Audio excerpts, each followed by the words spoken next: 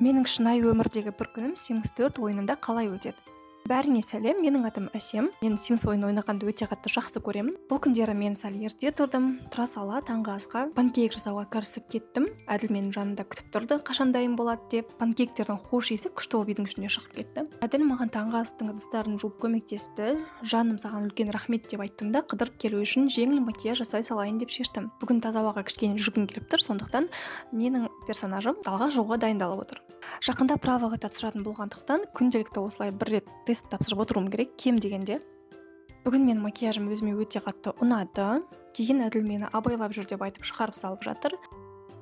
Жолай кофейняға кіріп, феминизм туралы дебатқа қатысып кеттім.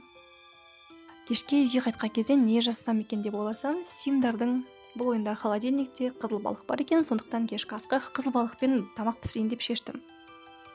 Кейін қарасам кір машинада киімдер жуылып дайын тұр екен. Соны апарып жайып келдім. Шын өмірде әрине мен оны үйге жаятын едім. Ыдыстарды жуып, үйді толықтай тазалап шықтым. Әділ шын өмірде де үйде онлайн жұмыс жасайды. Мына жерде сондай. Соңғы кезде мен қызығатын істердің бірі кесте тігу. Әділ менің жанымда отырып, біздің жұмыстағы оқиғалар туралы айтып жатыр. Жатар уақытта екеуміз ойнап, аяқ астынан жастықтармен төбелесіп кеттік. Үйдің тірлігі ойында да шын өмірде де байқалмай, бірақ көп уақытты алады екен. Осылай менің бір күнім аяқталды.